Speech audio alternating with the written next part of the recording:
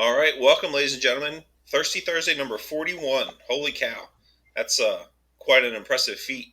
Uh, my first time back in probably a month and a half. One, it's good to see you guys. Trevor, I know it's been a while. Bobby, I saw you like last week. But still love you. Good to see you. Mike is on his way home from one firehouse to get home to jump on and join us. And last or 2 weeks ago, we talked with Lieutenant Basil Abraham from Orlando, who is presenting at FDIC. So this week, we want to talk. Mike was fortunate enough to be able to go to FDIC. So we'll talk with Mike about some of the things that he learned out there. Get some group conversation about other stuff that we have picked up and learned from previous conferences.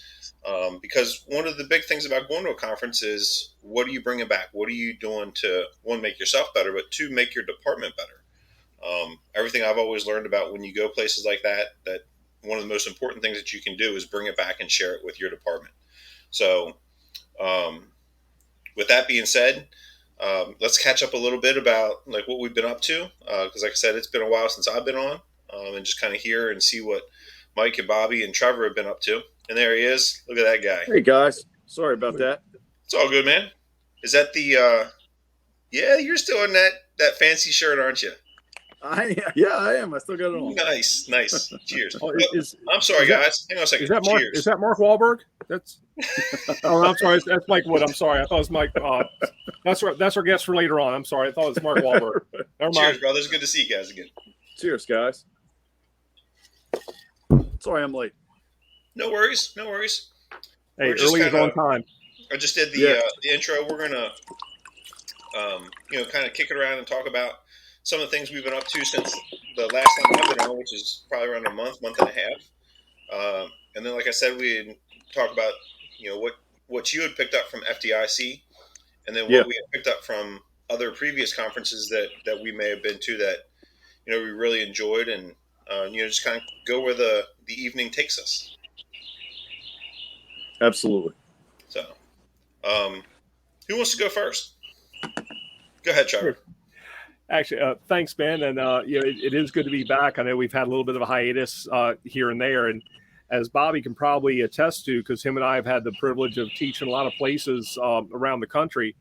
Anytime that you go to a conference, whether you're an instructor or a student, you pick something up, and I think that the after hours integration is just as valuable, if not sometimes more so, than the actual classroom, because you have a chance to talk to people in a very unstructured and informal way.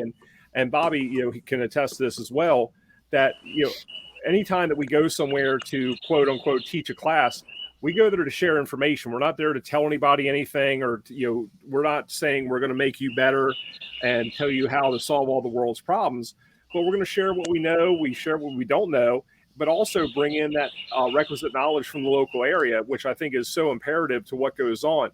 And this is the first year in probably 2.5 decades that I haven't been out to FDIC. And part of it I know has changed. That's where I want to get Mike's input on this as well. Is way back in the day when FDIC, when I first started going out there, it was truly a fire department instructors conference. You had maybe 5,000, 7,500, up to 10,000 people, maybe. But they were all fire service instructors. They were all training officers. There's somebody who had a vested interest in training. And I understand that there's a business model as well that says, okay, let's start to include people in at varying levels, because instead of being at that advanced level, we have intermediate and basic. And that's what they actually touted and advertised their classes as.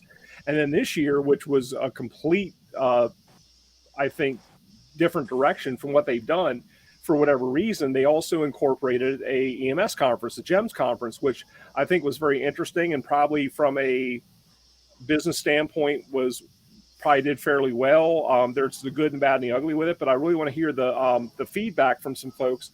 But nevertheless, I think you have two basic responses to people to go to conferences, or three. One, you have the people to go to conferences and they come back and they're a parrot, and they'll regurgitate whatever was said at the conference, but they have no idea what the meaning of what was taught.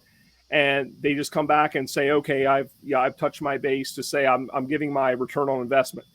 You have the other folks that don't realize what they learned at the conference has to be metered and measured and applied to their local jurisdiction, because just as our brother Ray McCormick will say, hey, I work on a 5-man engine company. That's great, but how many of y'all work on that 5-man engine company? So take what I teach you and be able to address that to a 3, 2, and maybe even a 1-person engine company, if you will. And then you have the others that want to come back and change every single thing and don't understand the why behind what they do. And sometimes the why behind what you do in your department is ingrained in good logical tactics. Other times it's that crap that, well, we've done this for the last 60 years and we're not going to change it now. So it's trying to find that balance. And also, like you had said, Ben, earlier, bringing back that information and then trying to apply it to the local jurisdiction the best you can, but also not getting frustrated and discouraged when you have the people who want to fight you tooth and nail about these new ideas. And sometimes new ideas are good. Sometimes they might not totally apply, but you send people away to these conferences for a reason. Take the information and try to adapt it to your local jurisdiction and the knowledge base there, and make it work for your own good. And that person who brings back the information might not have the grand title or the glitter shit on their collar, but listen to what they have to say. Get that return on return on investment, and bring some of those things back, and then see how see how it can potentially benefit your department. So with that, I'll get off my soapbox for now and kick it over to Bobby and then Mike, and then we'll go from there. So Bobby, go for it. Oh, good evening, everybody. Welcome back, Mike. Good to see you, buddy. When I started in the fire service in the late 80s, there was no real networking going on except for FDIC. That was the only place where people even really kind of compared notes. Each jurisdiction kind of went on their own way. Back then, we had very little mutual aid. Most everybody stayed within their cities or their towns or jurisdictions and all that. It was my dog serenading me with a ball. But anyways, I remember in 2000-ish or so, when the internet started gaining popularity, people began comparing notes. And I remember I went out to FDIC back then, and I said, I'll do a RIT competition challenge. Well, I had really not trained much on anything RIT. RIT was actually a fairly new concept back then. But I said, hey, how bad can it be? And, I got into those scenarios where I didn't know.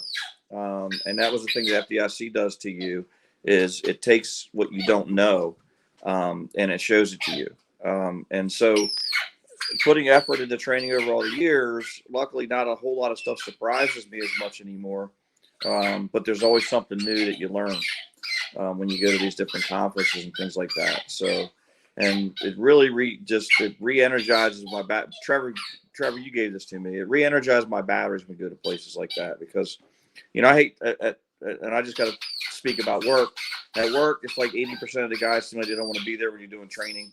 And when you go to FDIC, it's like 80% of the guys want to be there. And that switch is really fun to do. So with this dog going in my background, I'm going to let Mike go. Talk a little bit about your FDIC journey, brother. Well, how's it going, guys? Thanks again. And it's been a while. I'm glad to be back. I saw a movie, Bobby, where this dog got the squeaky toy stuck in its throat. And so every time it made a noise, it was just a squeak, man. I don't know. It's my world, man. Well, to piggyback on that, man, I saw that cool tool out at FDIC. It's called a life vac. So you can suck that toy right out of his throat, man, and you'll be back in business. But so yeah, I'll tell you, I was overwhelmed, man. It was incredible, and it was like I was a kid at Christmas time. I did not have enough time there. I really needed probably the whole week with everything that I got to see and being able to talk to people, and especially if you go out there with some type of agenda, there is just so much. And to piggyback on what Trevor said, a lot of departments send out, these groups of guys to go out there, and obviously normally they have an agenda and things like that. But I'll tell you, departments should definitely be tapping that. I think a little bit harder by, and if you're going to front the money to send these guys out, be they training officers or other officers or even administration, they should return back to their departments and be given an allotted amount of time to maybe put together some PowerPoints or some hands-on activities and actually showcase kind of what they learned and bring that stuff back to the department, that they are aligned with, because the amount of information that's out there and the value behind so much of it, I mean, it's priceless.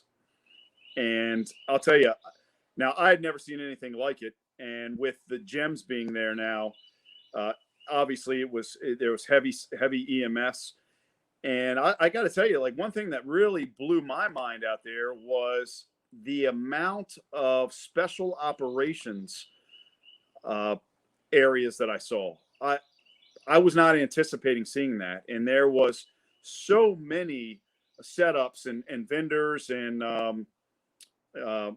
basically just areas that were sectioned off for special operations command, and everything from high angle to trench to you name it. It was amazing. And then of course there was the Marine side of it, which I didn't anticipate seeing the amount of effort and material that was put into that. I couldn't believe how many different things were set up, aligning themselves with the Marine side of departments, everything from fire boats to rapid diver equipment to, of course, your regular dive team to, your various types of personnel boats and patient systems to load.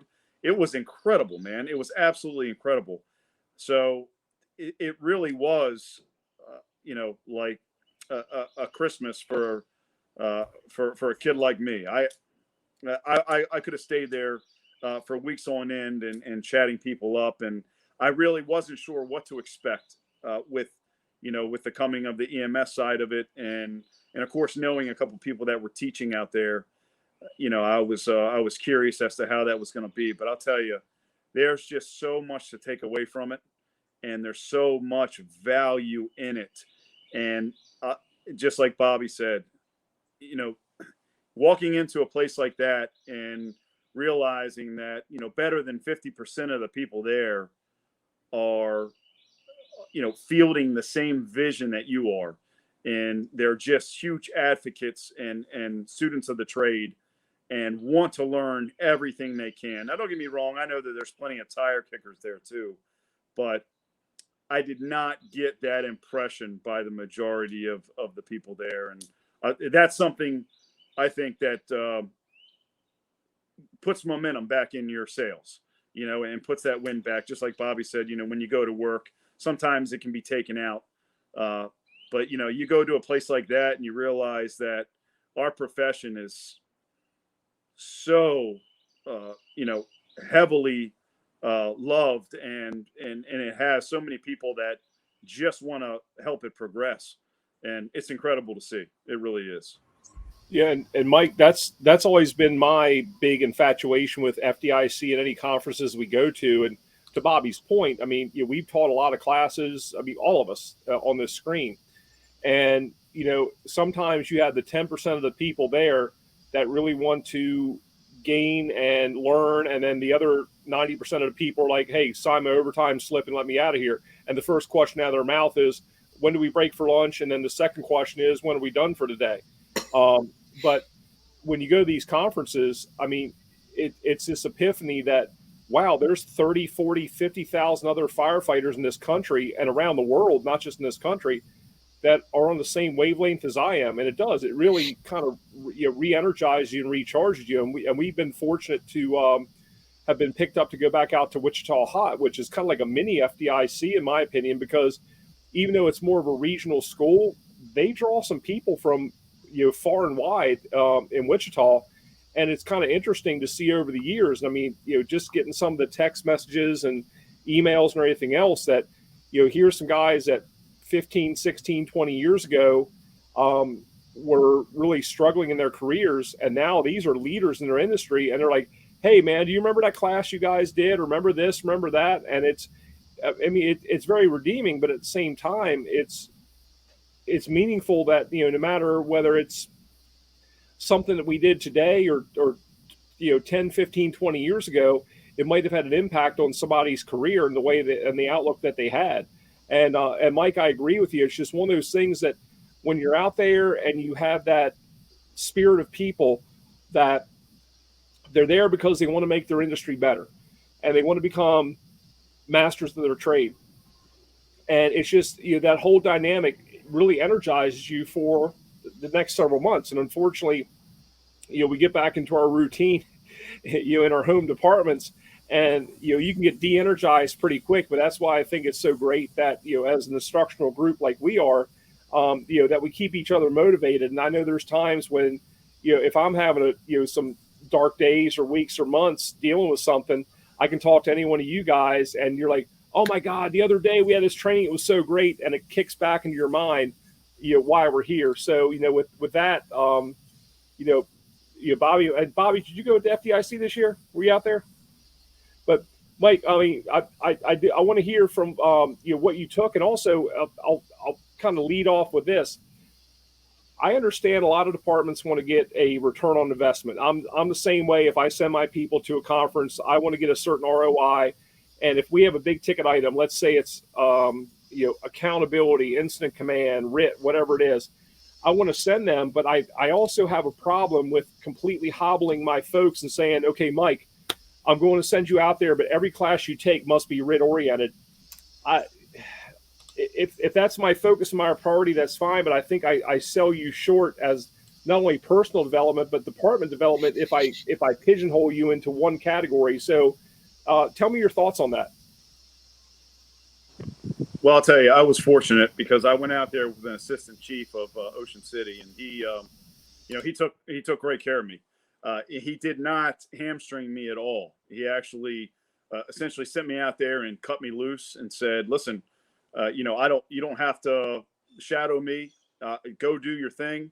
I fully trust what you're going to look into." And he was just a prince, man. So I was coming from a course over the last few months of what's occurred up in Baltimore. I went out there with a frame of mind of wanting to dig deeper, into what we are doing collectively for firefighter emergencies. And a lot of all the time we say that, and we of course we say RIT, but moreover that what we're doing as far as training our individuals, not necessarily training RIT teams, not necessarily trying to outfit RIT teams with specialty tools or things of that nature, but the training that's going into the man in order to mitigate those emergencies without that RIT activation, tools related to that, strategies and tactics related to that.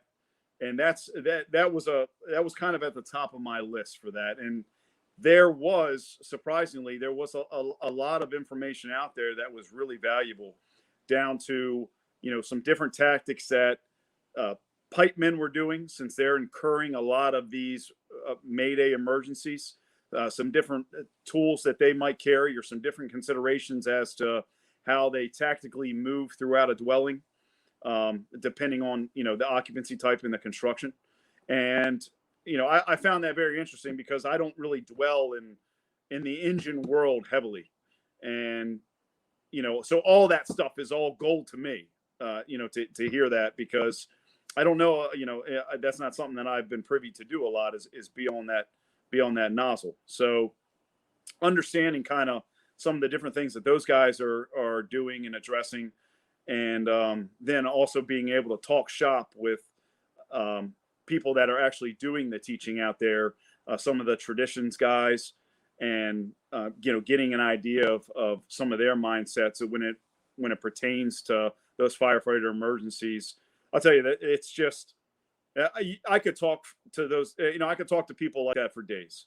And Bobby knows that, because he kind of brings me back on an even keel a lot when I'm having some some rough thoughts at work. And, he's one of the first people I call up and say, listen, man, like, this is what's happening. Here's where my head's at. And he'll, he kind of steers the compass a little bit and gives me that woosah moment. But, you got to have guys like that around you. And, just like you said, man, we could talk amongst ourselves for hours about all these things. And that's the beauty of it. And, that's what was occurring out there, a whole lot.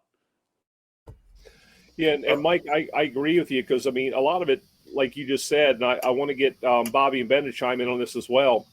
But, we rely on each other, not only as functional parts of an engine company, a truck company, a battalion, a shift, whatever the case is, but also to kind of level ourselves out. And, I'm the same way with you and Bobby and Ben and some other of our brothers and sisters in the fire service where there's times I need a course correction.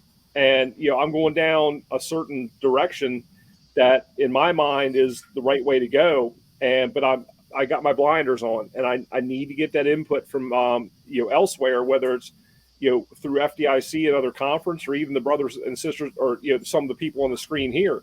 So, Bobby and Ben, with that being said, let's talk about course corrections here for a minute, because I know we all get frustrated with the minutia of the individual stuff that goes on in the department. But how do we refocus things so that we're mission specific and we get the job done well and not just dwell on our own muck and mire and everything else we have going on? You want to go first, Bobby? Okay. I can tell you one of the things for me, and I think some of it has to do with the fact that, I left another career, and I'm 8 months into this one now, 9 months into this, into being a career fireman, and just the love I have for what I do now. Like you get in there and you start hearing people bitching about, oh, we got to do this, we got to do that. It's Mondays, we got to, whatever the Monday checks are, it's the third, so we have to do the detail check of this piece of equipment and all this and that, and we got to mop the floors, and nobody's happy that you mop the floors and somebody just walks over it with dirty boots. And like, you know what? Like, there are worse places to work. There are worse places. There are worse things to do. Like the job that we get to do is fantastic. Like, we are one of the most trusted public servants, like, that there are. Like, when the cops show up, people are pissed. Nobody, or rarely, are pissed when the firemen show up because we're there to help. They called for us to come out there, So that's one of the things that I really try to focus on is that, there's a lot of dumb shit, a lot of bullshit that we have to do every day. But you know what? At the end of the day, like, it's the best job in the world. Tommy Kane told me that when I got hired, and it's something that one of the things that I'll never forget from him. That and positive customer service. Every time that we would leave the firehouse, he'd always say that. But it's the best job in the world.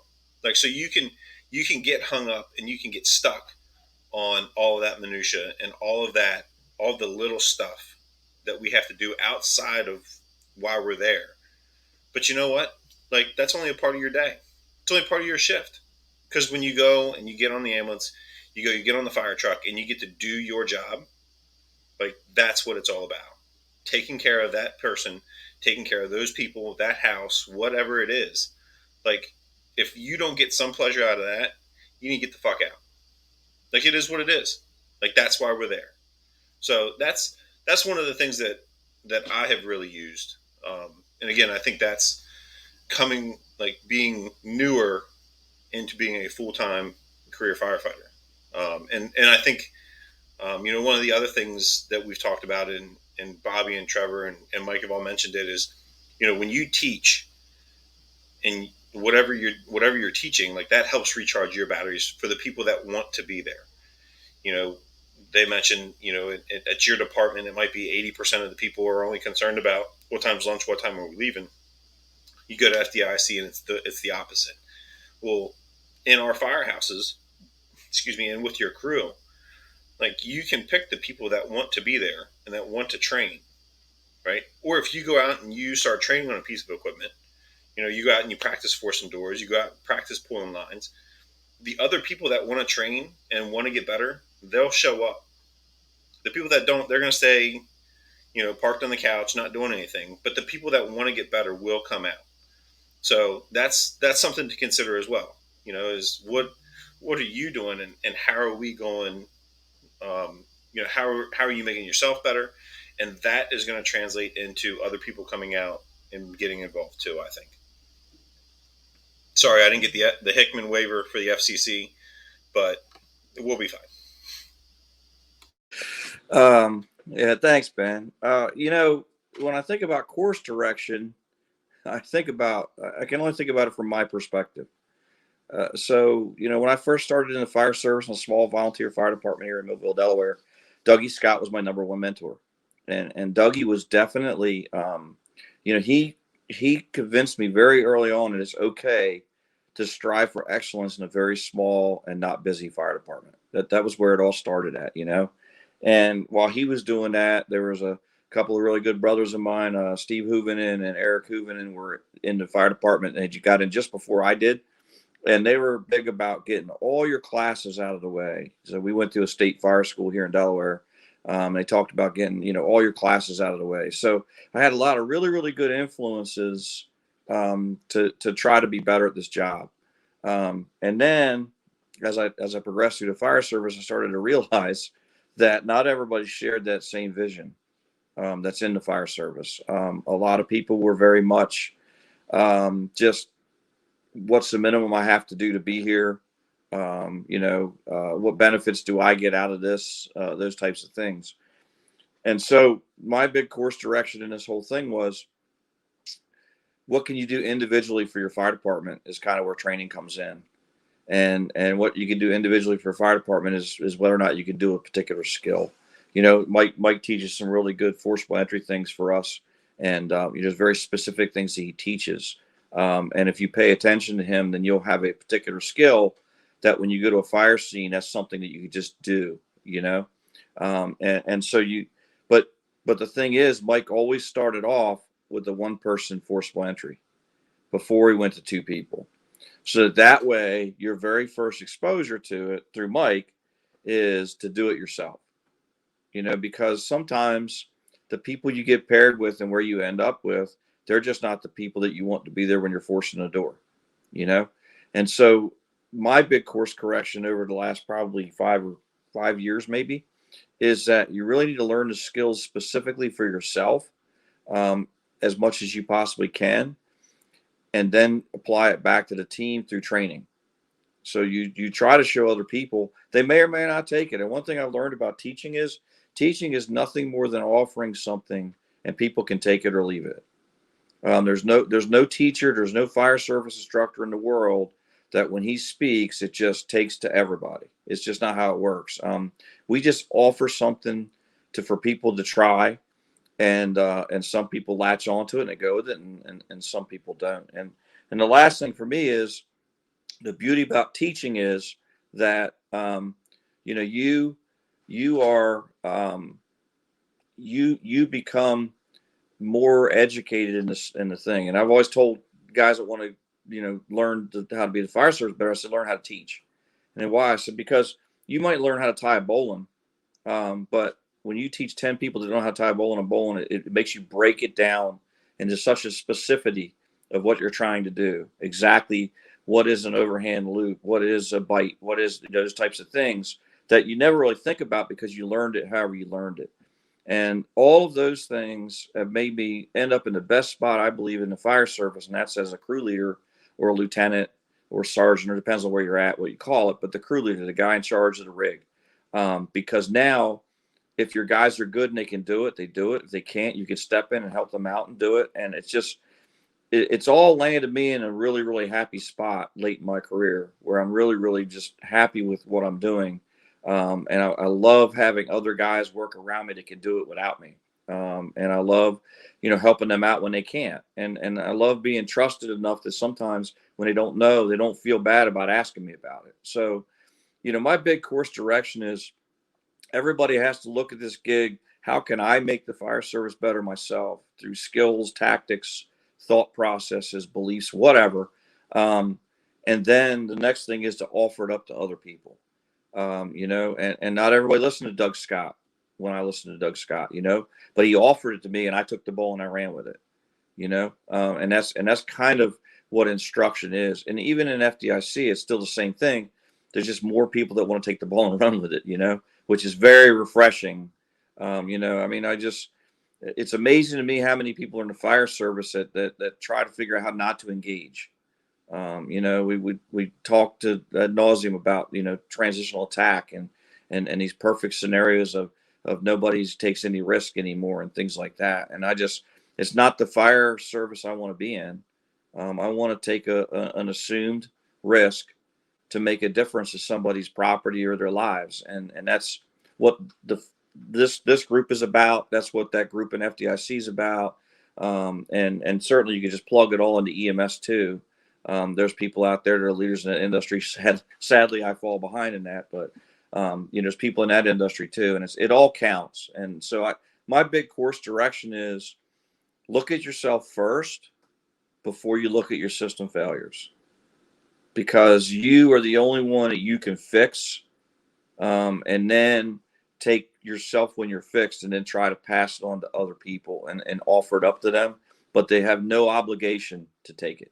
So that's been my big course direction in the last 5 years. And it's makes this a really, really great place to be. Love being in the fire service, love doing all the things that we do. And for me, it's made it more satisfying. And Bobby, if you don't mind me interjecting real quick, that's one of the greatest things I really enjoy and love, teaching with you at all the years that we've been doing this is, we don't agree on everything. We don't see everything through the same lens, but at the same time, and it took me many, many, many years. I mean, literally a month ago tomorrow, I celebrated 35 years in this industry, which I still can't believe when I hear myself say that. But it took me a long, long, long time to discern the difference between, somebody's attitude and somebody's personality. And, for the longest time, I tried to change people's personalities, and that was just a futile effort, because if they were strong-willed, if they were an asshole, whatever the case is, that's who they were as a person. I'm not going to change that.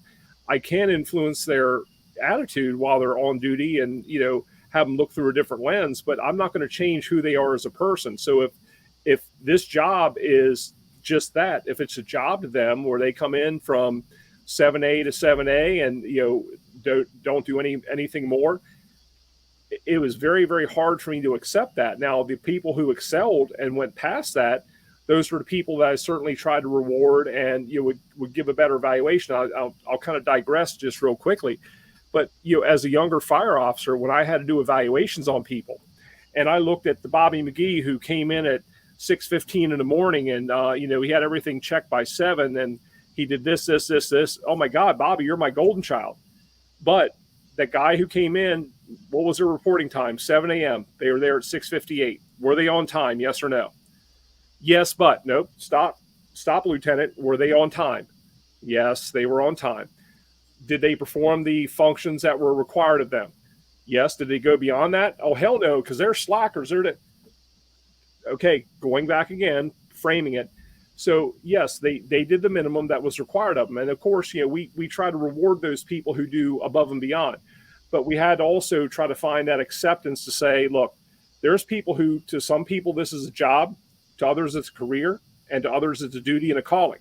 And try to maintain and manage those different attitudes throughout that, I think, has been one of our biggest challenges. And, Bobby, I agree with you, is that, we try to find out, how can we be the best at what we're going to do and try to translate that information to other people. And, I've been in the same situation where I've had 90% of the people worried more about me signing their overtime slip than actually learning the content of what we were trying to teach. But I think that it's really infectious, if you will, that when we try to do a better job, or like when, Mike was just out at FDIC and you're, after class. And I think this is one of the best things. And I'll use Ray McCormick, our brother, as one of the great examples of this, and Mike Dugan especially. And there's so many more that we can mention. But after the hot training's over and you're sitting at I know it's closed down now, but like you're sitting at the Clotter or somewhere, you're having a beer. These are the same instructors that don't stop teaching. If a student comes up, these aren't the people saying, "Oh, look, instruction stopped at 5 o'clock." No. I mean, they're drawing stuff out on a cocktail napkin and making sure that you understood the lesson of the day. So they have that, they have that enthrallment, they have that energy that they pass along to others. And Bobby, you're one of those people as well, and all of us here on the screen. But I can just say that when you bring these things up to try to share them, you bring it forth with the full force and gusto that you can possibly give it.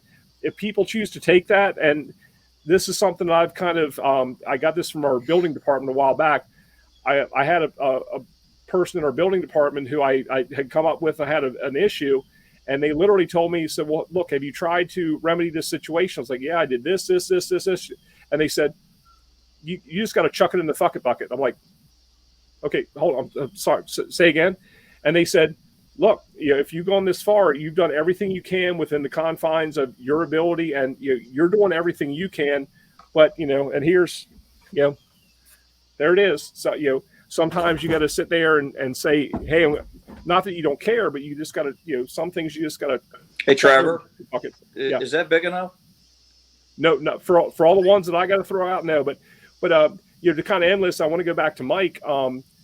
One of the things is that to make sure that whatever we have a passion for, we still bring it no matter how many naysayers are. And Bobby, you remember this? We bring something back from a conference, and what would we get? "Oh, who do you boys think you are? You Station 3 boys, you Engine 4 boys, you Ladder 6 boys. You think you're this, you think it." But you know what? We did the job, and we did it to the best of our ability, and we didn't mind the naysayers. But guess what? We all became better professionals out of this. So, and I know, Mike, you see these things not only from the Baltimore City perspective, but also the Ocean City perspective. And Ben, you see it in Salisbury versus Ocean City, and Bobby, you see it in Millville in the volunteer-based department versus Ocean City. So, how do you bring these things to bear that we all benefit from it?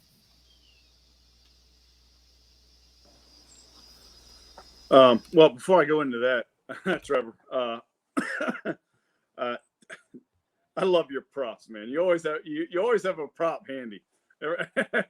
And I was struggling to find a Jello pudding box, because you brought up that you just celebrated 35 years, man. That is a long time, and pretty soon that's the only meal you're going to be eating is just pudding, man, because you are getting old, brother. I'm not going to tell you how old I am. We're not going to talk about that.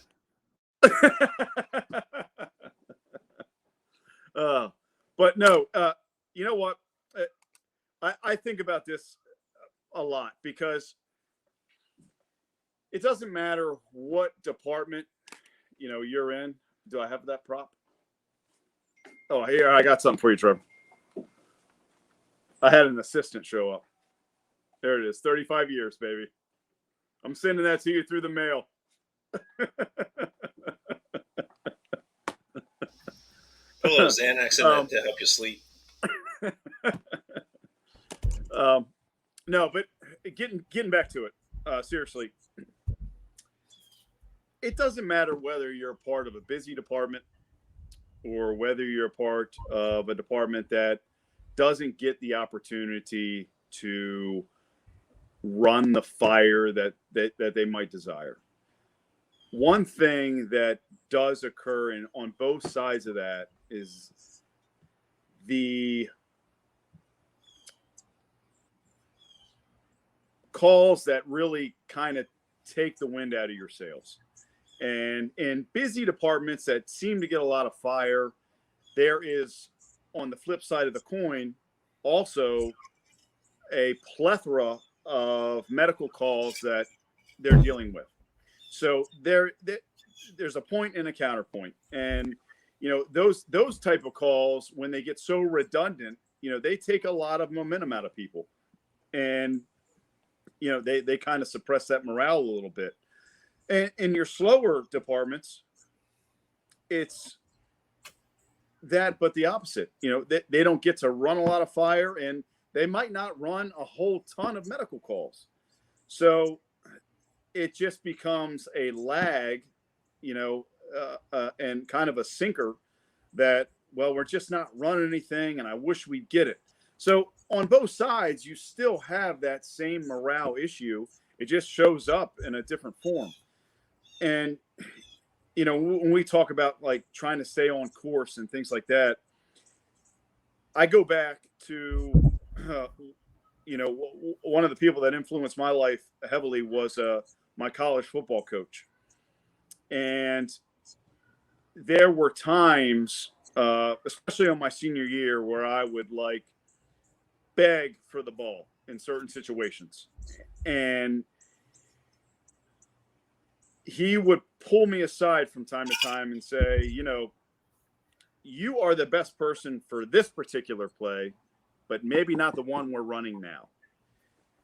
And Wow. as someone that was a student of the game, in that spotlight, you always wanted to be in the forefront. And Bobby referred to that earlier, finding that like place in your career where you feel like you are impacting the most.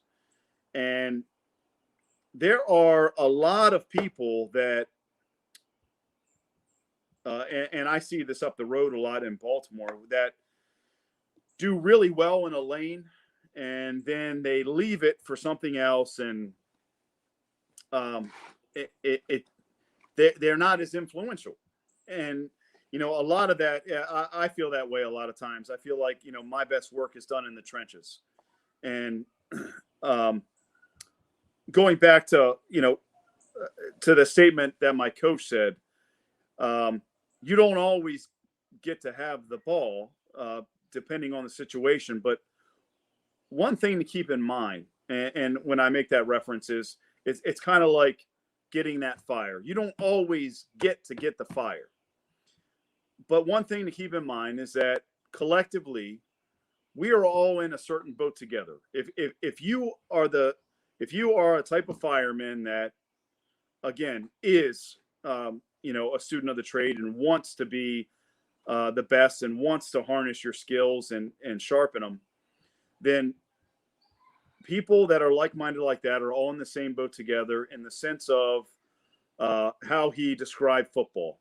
And that was, you go to the gym, you work out, you run, you lift weights, you watch film, you read, you do this 365 days a year. And for what? And the answer is simply this.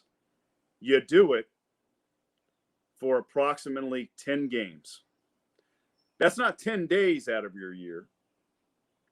That's 10 games. And if you break that down, then a game is about 15-minute quarters, which takes you to 1 hour. So it's not about 10 days. It's not about 10 games. It's about 10 hours. And depending on whether you played offense or defense, just like depending on if you're on an engine company or a truck, you don't play the full hour.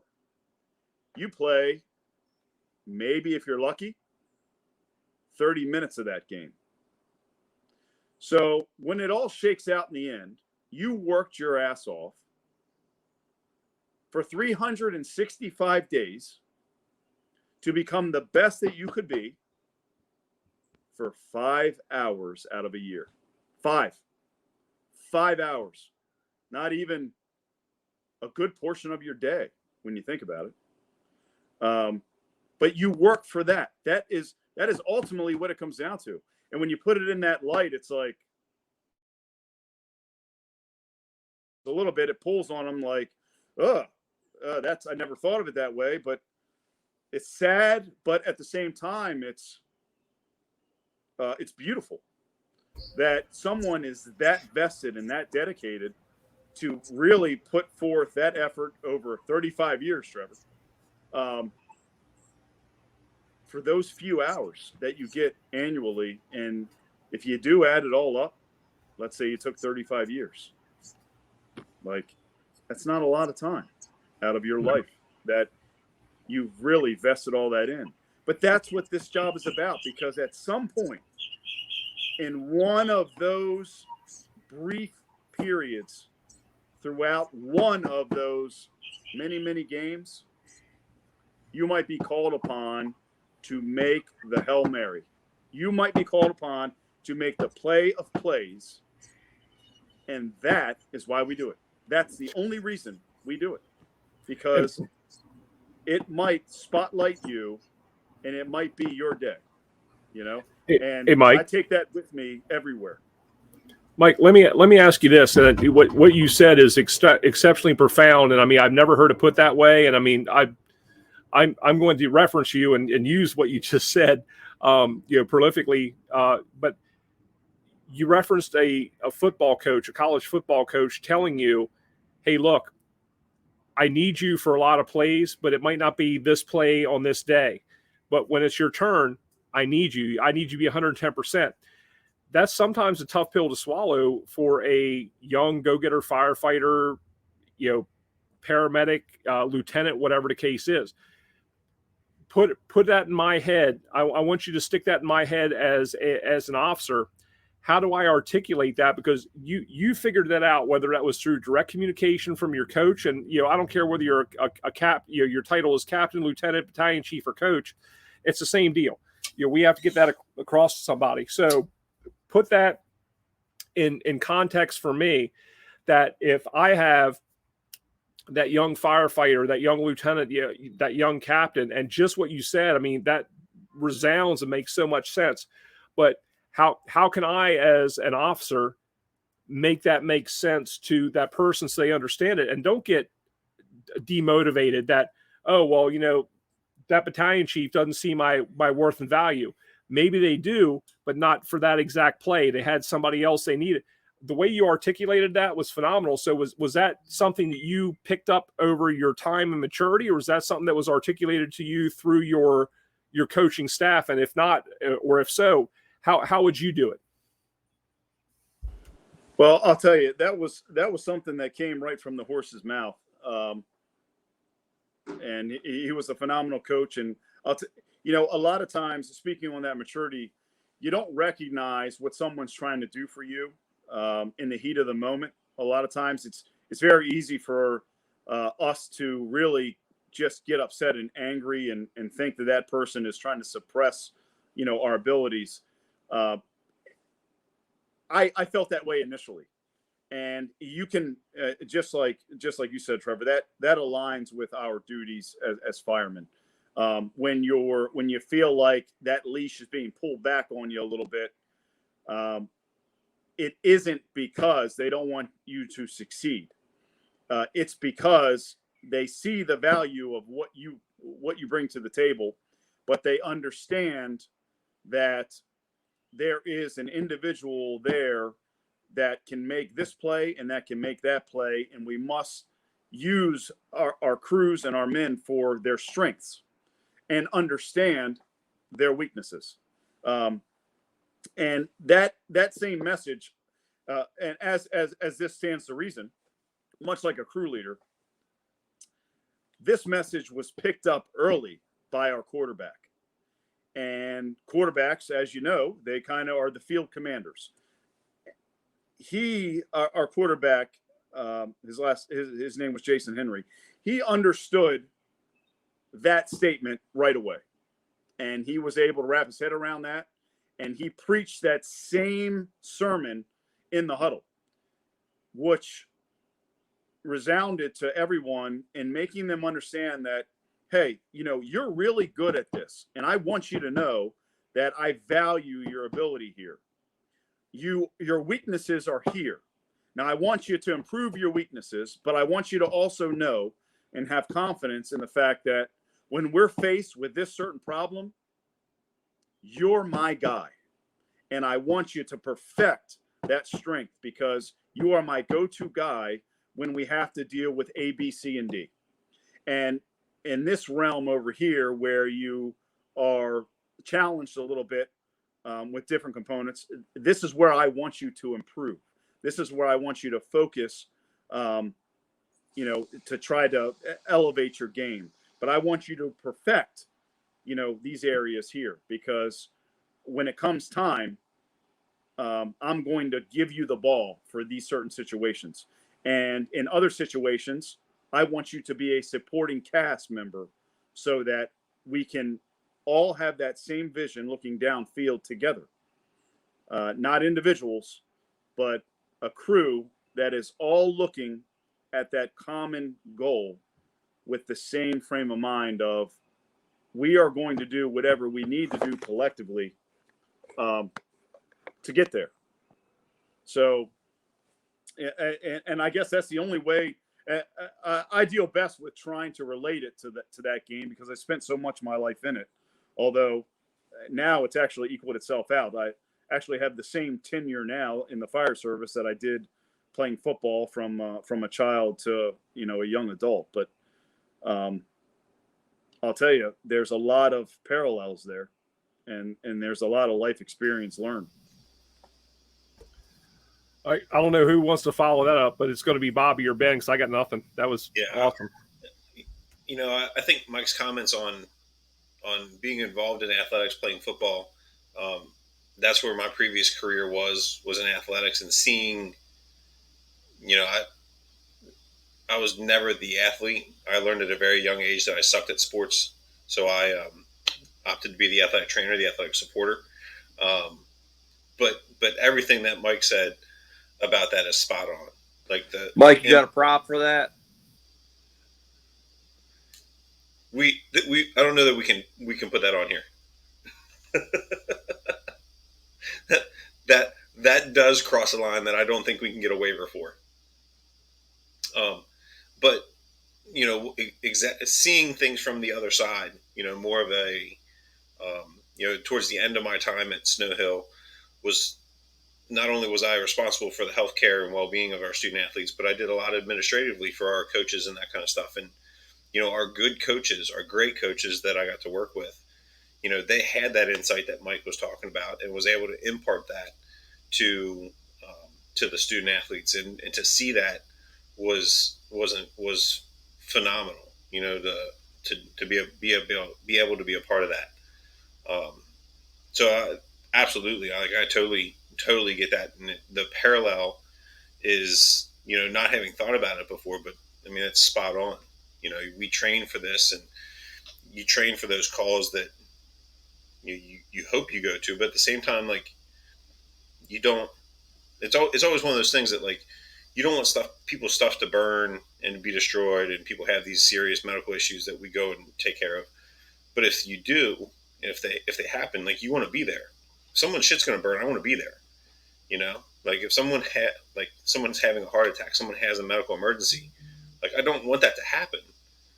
But when it does, I want to be the guy that people look to, be like, oh man, it's a good thing Waples was there.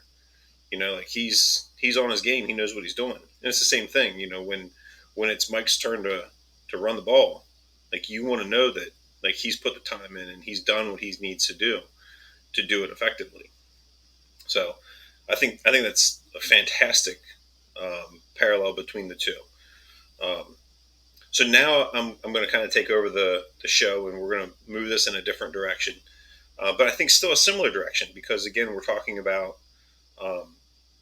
conferences that we're going to, recharging our batteries, and I think it kind of parallels again to, when the shit hits the fan, what happens? Who are you counting on? And a lot of times, the people that we're counting on are the people next to us. So the class that we're doing at Wichita, I say we're doing. The class that Strike the Box is doing at Wichita is all about managing the Mayday from the companies on scene in the building with that down firefighter. And I know Bobby put a lot of work into getting the stuff prepped in order to submit, working with Mike and talking with Trevor and talking with retired Lieutenant Ray McCormack to get everything set and ready to go. I was just a lucky guy to be able to hit send and send it off. So let's talk a little bit about that. I know some of what Mike talked about going to FDIC was, rescuing your own. We've talked about RIT and Mayday a lot, and the importance of that. But I don't think we've ever really talked about the importance and the prevalence of the writ that are resolved by those companies already operating on the fire ground or in that immediate space. So, Bobby, you want to, like I said, you kind of spearheaded this. So you want to give us a little bit more information and kind of take this forward for us? Sure. To be honest with you, I actually got to give credit to Mike. Mike came up with a study and came to Ocean City with 1,000 successful May days where the firefighters survived, and he gave us numbers and he gave us stats, and the really mind blowing stat about it was that I forget. Mike will talk about it here in a minute, I'm sure, but it was over 80% easy. Of all those successful Maydays were solved by the crew that was having the Mayday or an adjacent crew. And so when we were going through all that, I really thought about, we're really not training for that. We're really not, we're taking RIT and we're putting it in a different box, and we're kind of assuming we're coming from a tarp with all the tools that we need to do everything. And there's Stokes baskets, and there's saws, and there's hydraulic tools, and when I looked at it, I was like, now the concept of this was running with what Mike talked about was, what do we do with the stuff we have? What should we have on our own person to get ourselves out of trouble or get our brothers or sisters out of trouble? What do we do for the engine crew and the truck crews in trouble? What do we do if their truck crew and the engine crew's in trouble? And then even further than that, what does command do? If you lose an engine then you don't have a first due engine anymore. And what's going to happen with that or a truck? So really, I truly stole it all from Mike and just try to put it together, as to what we can do. And what I'm really excited about is what we did. We teamed up Mike with Trevor because Mike works in a very busy urban department. You've been in truck the whole time, right, Mike? Pretty much, yeah. So Mike's got over 17 years working on a truck in Baltimore City, and Trevor is obviously comes from Ocean City and moved down there, and it's not the same call volume as they have in Baltimore. But Trevor has to deal with much lighter staffing, I guess you could say. And so the other concept was the engine company side of it, which is more kind of my thing. We brought Ray McCormick in. And so Ray McCormick, once again, is a very, very busy engine company place in FDNY. And it brings me in so we can kind of keep each other in check about, hey, we only got 3 guys on the whole rig. We can't do all that. You know what I mean? Whereas some of the specific techniques and tactics that they're using in the cities are a little bit more tried and true than what we've been thinking about. So hopefully all that goes together into a really cool program where it's like we're not, you're not, a small town in Kansas not being told by FDNY how to handle a Mayday with 60 people. But a firefighter from Oakland, California comes in and is going to get good information from some of the urban firefighters in the group. That was kind of the concept of the whole thing, was recognizing that we're going to most of the time fix it right there in the front lines and kind of putting together a group of people that have different perspectives on what has to happen. Mike, you want to talk a little bit more about the stats that you gave us, because those are really strong. Yeah, so there was a study done and published roughly 4 years ago that was able to analyze a few thousand Maydays nationwide. And it published there was a lot of really interesting percentages that it put forth, varying from department size all the way to down to the finest points of the individuals that were incurring the Maydays, from your tenure years to your age, and everything in between. So I took a lot of, I read over it numerous times and read different opinions and reviews. And then I decided that, I don't know where everyone always gets their information. You always got to fact check everything. So I took it and applied it to Baltimore and was able to try to dissect some of the firefighter emergencies that we were having to see if it was kind of applicable to some of the things that I read there. And it actually held true for the vast majority of them. So then going a step farther and saying, we spend a lot of time talking about RIT. It's a buzzword, and it's always something that we want to say. How do we improve our RIT? How do we what do they need, and who should they be, and when should they get there, and where on down the line. What should they carry as far as equipment goes? But unfortunately, we overlooked the fact that it was over 75% of the time, RIT isn't the one mitigating the emergency. It is the crews that are already involved, whether they're interior or whether they're in the immediate vicinity. They are the ones that are solving the emergencies for these Mayday transmissions. So instead of this, blanket focus on RIT teams, how about we focus on the men that are actually solving the problems, and not just focusing on, hey, you're likely to solve this problem. You're likely to run into this problem while you're inside if there is a Mayday, but how can you be better prepared for it? If you're on an engine company, depending on your riding position and your riding assignment on that company, what is likely to happen to you? Look at the statistics. If you're a pipe man and you are consistently going into residential homes that have basements, and if the vast majority of them are single story, you are at the pinnacle of incurring a Mayday. You're the man that is likely to have this befall them. So how do we prep that person? What type of training do we give them so that they understand what is likely to befall them?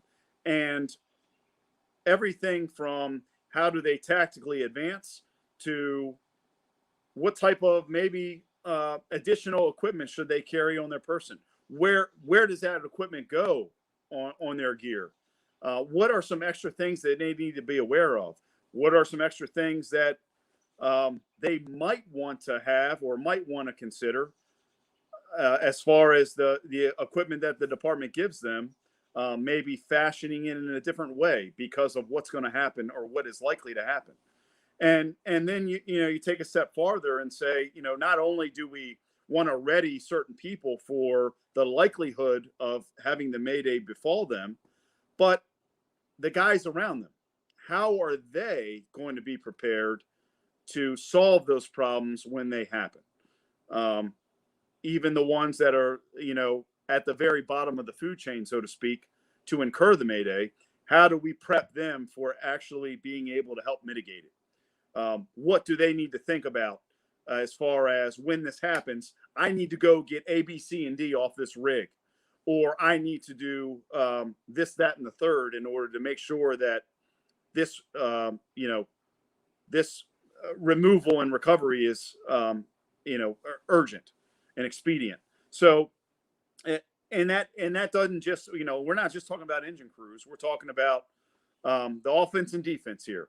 We're talking about the truck and the engine and how they come together and both have a very important role, and where those riding positions and those riding assignments play an integral part in making sure that when someone does go down, their response, is one of importance and is one that is going to be, problem solving in that situation. So, that's kind of where my mind goes to it. It backs off of RIT a little bit as far as that RIT crew. And I say that not because there's anything wrong with perfecting your RIT crew, but it's been proven time and time again. And it's been proven in Baltimore, where there is not a whole lot of confidence in the RIT crews because of, whatever that task that they have previously been assigned to. But it's also been proven through data that our RIT teams, when activated, 1 out of 9 incur an additional Mayday. So that's not a good gamble, because then we have really big problems, considering that it takes about a dozen firemen to get one out, one down fireman out. If you incur a second and potentially a third Mayday while you're trying to solve the first one, we got really big problems, So that's where that all comes from. Not to be over, so long-winded. Yeah, I think one of the things that you talk about traditional RIT training, and you're always talking about that RIT team doing the finding that down fireman, packaging, assessing, all that kind of stuff, the removal. When, like you said, Mike, in reality, and Bobby mentioned this, it's the teams that are already there. So the other thing to look at is, what unit is your RIT team coming from, or what crews is your RIT team coming from? You might get an engine truck chief as your RIT team, but at what point are they assigned on the response? So you're first arriving, 2 engines, two trucks, or 3 engines, 2 trucks, whatever it is. They're going to work. They already have assignments. It's that fourth engine, third truck, the longer response time. They're arriving, and the chances of that Mayday occurring are going to occur while that unit is still responding. You don't even have a RIT team set up most of the time when that RIT or when that Mayday is occurring. So, I think the application for this class and the knowledge and content that you guys are going to be sharing is phenomenal. And something that, again, we've talked about, the three of us, and Ray as well. It's kind of, I know it's a little concerning that this hasn't been done before. Again, like we have the data, we know what it takes, and we're still relying on this RIT team that's, again, may not even be on the scene when we're having the Mayday. So, yes, I can tell you it's going to be a great class. I posted in the comments the Wichita Hot website. If anybody's interested in that, it'll be there. When we turn this into a podcast, I'm going to put it in there as well. If you can't go this year, at least continue to check out the Wichita program. They've been big supporters of Strike the Box, and we've been out there before for previous programs. So check them out. From what I've heard, I've not been able to go, but it's always great training, aggressive firefighting training. Definitely check those guys out. We're a little over an hour, so why don't we start thinking about our closing thoughts? We'll kick it around the horn, and then if you guys are good with it, we'll wrap it up and take it out of here. Obviously, if there's something else that we want to mention real quick, we're good too, and we can take that tangent wherever it goes. So let's see. Trevor, you want to go first? Yeah, thanks, Ben. To kind of dovetail into your comments with what we're teaching out in Wichita, I think the biggest mindset that we need to overcome is the difference between theory and function. A lot of instant commanders, especially newer instant commanders, or those who aren't as comfortable in their own skin, and I don't mean that as any kind of poke in the eye whatsoever, but I get really incensed when people look at that tactical worksheet and they start doing checkbox instant command that, oh, I've got a RIT team. Okay, that's great. Is the RIT team ready to go? Do they have the proper tools? They have the proper function? They have the proper mindset? If there's any firefighters operating above grade level, are there already ladders in place? If not, why not? Who's in charge of that RIT team? It's nice to say that truck 52 is going to be the fast truck or whatever. That's all awesome to make sure that you have your tactical check sheet worked out. But if something happens before truck 52 is in place, or your tactical worksheet is complete, then how are these people going to save themselves? And that's what I think the content of this class really is to say, look, we can't always rely on the fact that RIT is going to be ready to go in place with, everybody masked up, and then, their backup's going to be 90% ready, and then the backup to the backup is 50% ready. Look, I love Disney, but that's not exactly how we operate in the fire service. So what are we going to do for that first in engine company where things go from sugar to shit in the first 3 to 5 minutes? What are we going to do after that call is over with? And I know, Mike, you've had this instance in the not so distant future in Baltimore City when the call is over with and we really kind of scaled down, and then all of a sudden there's a Mayday situation well after the incident is considered over, and we released a lot of units. So, our brothers and sisters who operate, I don't care whether you're in a place like Wichita, which is a city of over 500,000 people, Baltimore City, kind of equivalent, if not more, whether you're going in with 3 people on the first line or 33 people on the first line, it doesn't really matter. What are we going to do? What resources are we going to use? And what do we have available? And that's where I think the context of this class comes from, is not only the experience, but also taking a very objective and realistic look at what we can do in the situation at hand, not what we wish we had, but what do we have? And let's operate with that. And I wish I could remember, the quotation, who it came from, but some people talk about fighting with the army that you want versus the army that you have. And I think it's very important for us to realize that, to say, hey, we could have the crack ace team of RIT folks with the little the wheels on the back of the Stokes basket and the brightly colored tarps, and we have this, and this. That makes no difference to that person who gets tangled up and trapped, whatever, in those first few critical moments before we have everything on our tactical worksheet. So I want to get people out of that mindset and kind of to land the plane on this, because I'll go on, if you don't stop me, I'll go on for a long time. But I look at this as our ability to share our experiences with people, like what we do and don't have. One of the greatest travesties I find in the fire service is when you have chief officers or officers tell people in the field that, well, you just don't understand. I'll take care of this. You just don't understand. Well, if they don't understand, then that's because you failed to inform them why things happen. And, I look at a lot of what we do in the fire service, and yes, just like Mike said, there's different plays we need different people for. Sometimes you need to explain that, get over yourself, and don't worry about it. I don't have to explain myself to anybody. Well, sometimes you need to explain yourself so that the crew understands the mission. It's about the mission. It's not about you. So you have to get over yourself very quickly.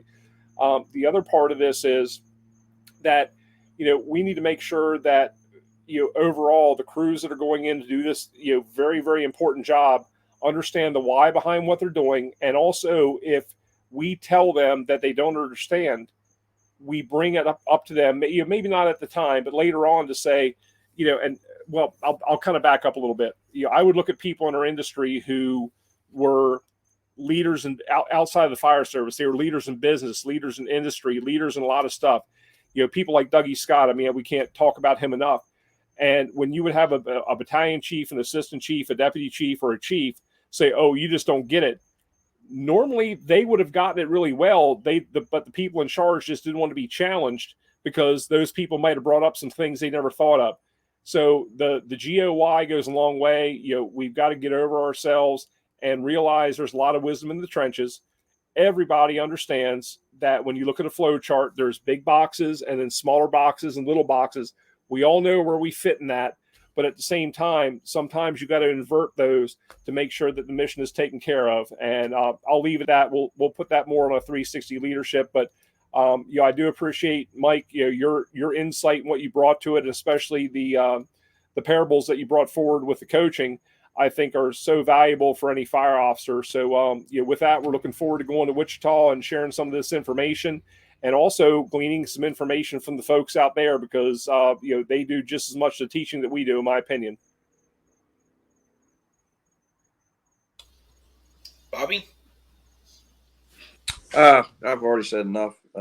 Thanks everybody for kind of showing up. if you want to get ready to do the next training, it's the little things that really count. One of my nemesis, we use Scott Pack in Ocean City and in Millville. And one of my nemesis, when they changed that RIC connection, it kind of hides behind a bar. And I still, actually, last week I was sitting in the firehouse, actually practicing hooking it up with fire gloves on.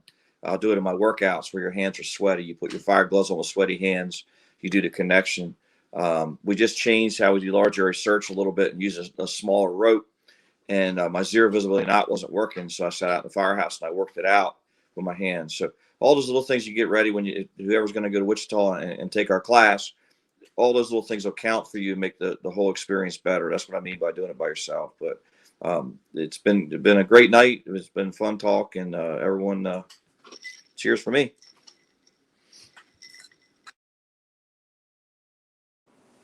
Cheers, guys. All right. Cheers. Yeah, I don't have a whole lot to say. You guys have covered it all, and it's good to be back and see everybody's face again, and talking shop. But I couldn't agree more with what all three of you have said. We instead of checking so many boxes, we definitely need to start, wrapping our heads around the fact that we need to put a lot of effort into the men. And them understanding their personal duty and their personal job, depending on what seat they're riding. And, when they arrive on the fire ground, they understand, what that duty is and how to best carry it out, depending on the situation. And then to make them understand, what is likely to befall them or to befall a coworker and how to mitigate that problem. And, we've also touched on the fact that a lot of times we say, a lot of times it is a check the box. Is RIT here? Is the fast truck here? And when they get out of the rigs and they arrive on, the attack side of the building with that same equipment that the department has just kind of, stated that they need to bring, is a set of irons in the RIT bag. Is that what is really necessary, or are we, should we be thinking a little bit farther ahead? Should we be a little more progressive with our thought, depending on the construction of the building we're going in, depending on the severity of the fire, depending on the occupancy type? Because there is a slew of equipment and tactics that change according to, those variables. It isn't always just a RIT bag and forcible entry tools. You just show up and you stand around and you look and you wait for someone to give you the thumbs up and the go ahead or the green light. So, when we speak about those RIT teams, we need to make sure that they understand that they're responsible for far more than just pulling that RIT bag off and a couple hand tools and standing there waiting to be activated.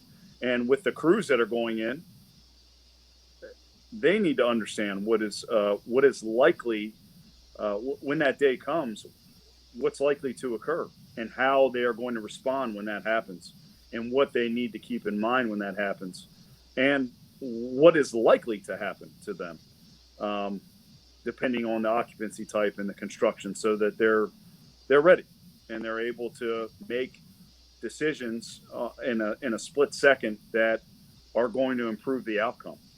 So, I think that that's where all this, is aligned. But again, man, it's awesome being able to talk shop with you guys, and I'm really looking forward to Wichita for sure. Thanks, guys. I'm gonna just kind of wrap it up. I did post or put up one of the pictures from Justin. Mike, I guess you guys work together in the city. Made a great comment. It was pretty long, and I don't think it all displayed on the screen. But one of the things I did want to mention out of his comment was the crews inside already have a better idea of the building layout, which is something that, again, I haven't thought of, but it makes perfect sense. Like the guys coming in, assuming that RIT assignment, like they don't know what the building is. They don't, like, they might know the building, but they don't know how it's laid out. They don't know where, the line is gone for all that stuff. And the crews inside have that knowledge. So that's a great point. Like I said, I, for whatever reason, had never thought of that before. So um, if you guys, like I said, I don't think it all showed up on the screen when I put it up there. Go back, take a look at it, and read it. Again, it's a great post. And then they can have those incoming units, fill in the roles as to suppression or search or whatever else that the companies involved in the Mayday and the RIT are now doing. One of the other things I wanted to mention before we get out of here is, and something that Mike just again made me think of, is that you make the turn and you see the house is on fire, and you get excited and you think, holy shit, yeah, it's on fire, here we go. But you were dispatched for a structure fire. Like, you should make the turn and think that the building is going to be on fire when you get there. So when you make that turn and you see the house is on fire, it's okay, yes, we're going to work. If you're involved in that and you're coming in and you're being assigned RIT, again, it has to be one of those things that you have the mindset that you're going to have to do that job. It can't be one of those things that, oh shit, like somebody called a Mayday, now we have to do something. Like, one, you're already behind the eight ball. That person is already in trouble. And if you've kind of lollygagged around and you come up with your RIT bag and your Halligan bar and your axe, like, thanks for fucking nothing. Have your stuff together. One of the things that I learned from Scotty Bear, as a retired battalion chief in Annapolis, when he was still riding the suppression equipment, is he was always getting assigned a RIT, and for a while it pissed him off. Like, he was like, I don't want to do this. I want to go to work. I want to do my job. I want to be a part of the activities, until he sat back or took a step back, looked at it, and really evaluated it, and said, holy shit, like, we have one of the most important responsibilities on the fire ground, and really embraced that, so that now when he was assigned to RIT, he took pride and ownership of that and softened the building through ladders, through open windows, did whatever he had to, so that way if they were activated, they were ready. So it was one of those things that, like, if you're being assigned that, or if you are that second arriving engine, the chance of you being that team to affect the firefighter rescue is much greater than that RIT team that's the fourth arriving engine that hasn't even responded yet. So just something to think about. And like I said, a little light bulb went off for me as we were sitting here wrapping this up. So now, as I really wrap this up, again, go check out the Wichita Hot website. It's going to be a great time. The guys are, I won't be able to go, but again, with Mike, Trevor, Bobby, and Ray, I can guarantee that it's going to be quality education from Strike the Box. And, through the process of submitting our class, I can tell you that the rest of the guys and the rest of the programs at Wichita are going to be phenomenal. So go check those guys out. And if you're able to go out to there, do that. If you are the people that are attending your company training and you're not the one teaching, be part of the 20% that want to be there. All right. It's going to be infectious. It's going to spread. Be a part of the group that wants to be there and do something to make yourself better, which is going to make your department better. So with that, I think we're supposed to be back in 2 weeks. We'll see what happens. Our schedule's been kind of off as of late, but again, as Mike said, it's great getting on here, chatting with you guys. I really appreciate the time, and hope you guys have learned something from our class, and keep watching our social media to see when we're coming back with some more stuff. Also, the 10-second tactics that we're posting on Mondays, we'd love to hear your thoughts and your ideas on what to do with those images. So go ahead and respond on those if you guys want. We'd love to hear what you guys have to say, and get some more ideas and some more thought processes going. So with that being said, sorry guys, I drank my beer. Cheers. B. McGee, I'll see you in the morning. Mike, I don't know if I'll see you tomorrow. I hope so. It's always a good time hanging out. Yeah, you will. I'll be there early. Cool. Trevor, keep it tight. All right, I got a SWAT mosquito. Sorry. Sorry, I don't feel bad for you. All right, good night, guys. Goodbye, Puddin'.